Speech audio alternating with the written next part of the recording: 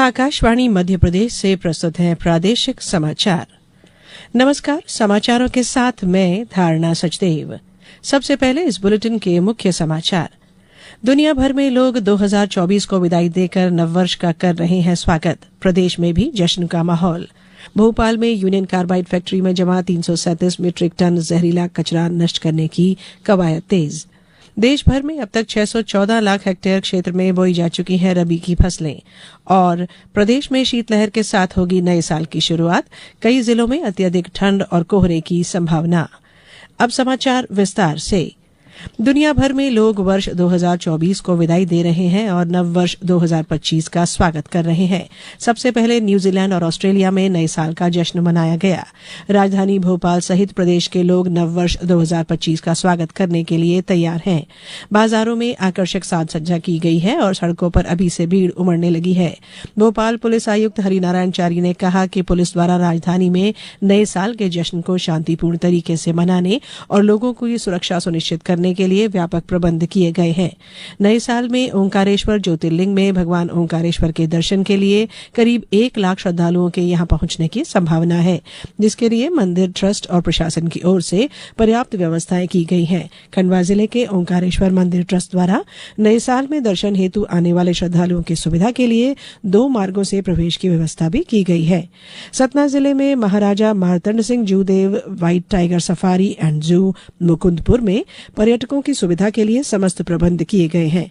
साप्ताहिक अवकाश के बाद भी कल नए वर्ष में पर्यटकों की सुविधाओं के लिए जू भ्रमण खोला जाएगा। उधर मैहर में मां शारदा देवी के दर्शन लाभ के लिए देश के कोने कोने से बड़ी संख्या में लोग पहुंच रहे हैं। यहां सुरक्षा व्यवस्था और मूलभूत सुविधाओं की व्यवस्था भी की गई है। भोपाल में यूनियन कार्बाइड फैक्ट्री में जमा 337 मीट्रिक टन जहरीला कचरा नष्ट करने के लिए अब पीथमपुर के लिए भेजा जा रहा है। इसके लिए भोपाल से पीथमपुर के बीच 250 किलोमीटर लंबा ग्रीन कॉरिडोर बनाया जाएगा। फिलहाल कचरे को कंटेनरों में भरा जा रहा है। यूनियन कार्बाइड से जहरीला कचरा ले जाने की प्रक्रिया रविवार दोपहर से शुरू हुई थी। पूरी प्रक्रिया की वीडियोग्राफी भी की जा रही है। भोपाल गैस त्रासदी राहत और पुनर्वास विभाग के संचालक स्वतंत्र कुमार सिंह ने बताया कि इस कचरे के परिवहन में सभी तरह की सावधानियों का पालन किया जा रहा है। जो हाईकोर्ट के जो निर्देश प्राप्त हुए हैं और यहाँ पे 337 टन जो टॉक्सिक वेस्ट है यूनियन कार्बाइड के परिसर में है, इसको पीतमपुर की साइट में जाकर के वहाँ पे इंसिनरेट करना है। और जो भी परिवहन का काम है वो 4 week after the order of the high court था, तो उसको समय सीमा में रख करके पूरी हम लोग की तैयारियां चल रही हैं, उसकी पैकिंग की और न उसके ट्रांसपोर्ट से संबंधित प्रॉपर सेफ्टी प्रिकॉशन इसमें लिया जा रहा है। किसी भी तरीके से जन को प्रॉब्लम ना आए और पॉल्यूशन इसका बाहर ना फैले, इसका पूरी तरीके से ख्याल किया जा रहा है। पुलिस कमिश्नर हरिनारायण चारी मिश्र ने बताया कि इस कचरे के परिवहन में सुरक्षा के कड़े प्रबंध किए गए हैं। जब भी जाना होगा पुलिस उसके लिए जो उपयुक्त सुरक्षा व्यवस्था है, जो अपेक्षित सुरक्षा व्यवस्था है, उसे सुनिश्चित करेगी और यहाँ से लेकर निर्धारित जो भी स्थल है उस जगह तक उस प्रक्रिया का खासतौर पर हिस्सा रहेगी, उसमें सुरक्षा सुनिश्चित करेगी। वहीं कचरे को पीथमपुर में जलाने के खिलाफ विरोध प्रदर्शन भी हो रहे हैं। स्थानीय लोग और कई संगठनों ने इसे लेकर प्रदर्शन की चेतावनी दी है। यूनियन कार्बाइड का जहरीला कचरा जलाने के खिलाफ हाईकोर्ट में याचिका भी दायर की गई है। केंद्रीय प्रत्यक्ष कर बोर्ड सीबीडीटी ने विवाद से विश्वास योजना की समय सीमा आज से बढ़ाकर अगले वर्ष 31 जनवरी तक कर दी है। इससे करदाताओं को योजना में निर्दिष्ट देय राशि निर्धारित करने के लिए अतिरिक्त समय मिलेगा।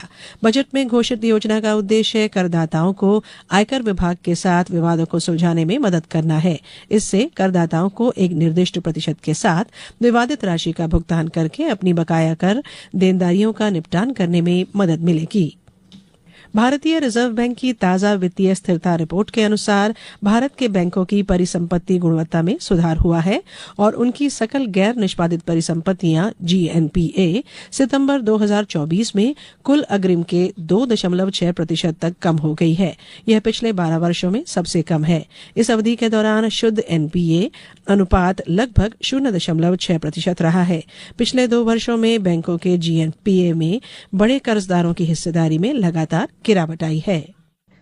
देश भर में अब तक 614 लाख हेक्टेयर क्षेत्र में रबी की फसलें बोई जा चुकी हैं।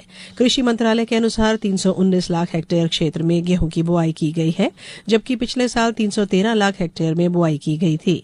136 लाख हेक्टेयर से अधिक क्षेत्र में दालों की खेती की गई है, जबकि 48 लाख 55 हजार हेक्टेयर क्षेत्र में मोटा अनाज बोया गया है। 96 लाख हेक्टेयर से अधिक क्षेत्र में तिलहन की भी बुआई की गई है।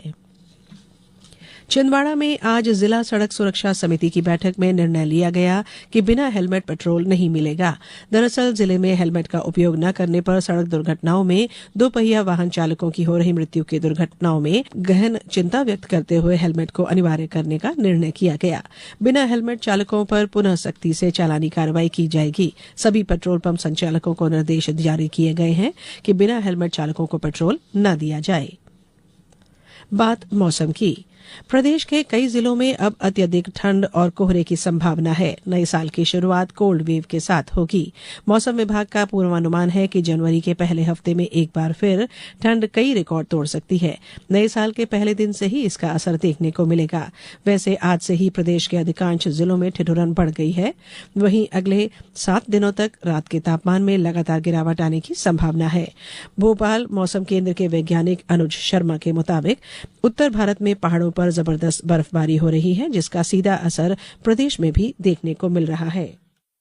पिछले 24 घंटों में दौरान वेस्ट एमपी में और ईस्ट एमपी में जो है वो मौसम ड्राई रहा। कहीं भी वर्षा का अनुमान दर्ज नहीं किया गया है। इसी तरह से मिनिमम टेम्परेचर रहा वेस्ट एमपी के अंदर वो 5.6 डिग्री टेम्परेचर रहा राजगढ़ के अंदर सबसे कम, और वेस्ट ईस्ट एमपी के अंदर टीकमगढ़ के अंदर 8.2 डिग्री टेम्परेचर को जो है वो रिकॉर्ड किया गया है। आज भी जो है शैलो टू मॉडरेट फॉग अधिकांश एमपी के जिलों के अंदर जो है वो बने रहने की संभावना है। कल के मौसम के विषय में जानकारी रहेंगे तो मॉडरेट टू शैलो फॉग जो कंडीशंस हैं वो आगे आने वाले 48 घंटे के अंदर भी जारी रहेंगी। अब कुछ समाचार संक्षेप में। शिवपुरी जिले में मुख्यमंत्री जन कल्याण अभियान के अंतर्गत समस्त विकास खंडों में निवासरत दिव्यांगजनों और वरिष्ठ नागरिकों को सहायक उपकरण प्रदाय करने के लिए चिन्हांकन और परीक्षण शिविरों का आयोजन 3 जनवरी से 10 जनवरी तक किया जाएगा। नीमच जिले की बैंक शाखाओं का कारोबार का समय 1 जनवरी से प्रातः 10 बजे से शाम 4 बजे तक रहेगा।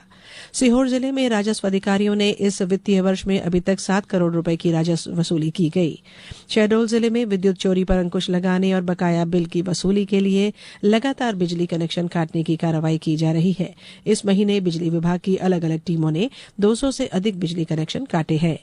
नर्मदापुरम जिले के केसला विकासखंड के दूरस्थ आदिवासी बाहुल्य ग्राम मोरपानी में आयोजित मुख्यमंत्री जन कल्याण शिविर में शामिल हुए संभाग आयुक्त केजी तिवारी ने ग्रामीणों से सीधा संवाद किया। मैहर सब जेल में आज विधिक सहायता शिविर के आयोजन के दौरान न्यायाधीश ने जेल का भ्रमण और निरीक्षण कर बंदियों से प्रकरणों संबंधी जानकारी ली। जबलपुर एसटीएफ टीम ने फर्जी दस्तावेजों से वाहन फाइनेंस कराने वाले गिरोह के सरगना समेत 3 आरोपियों को गिरफ्तार किया है। उनके पास से 25 लाख रुपए कीमत की 21 टू व्हीलर गाड़ियां बरामद की गई हैं। और खरगोन जिले के बिस्टान थाना क्षेत्र में 2 दोपहिया वाहनों की आमने सामने हुई टक्कर में 5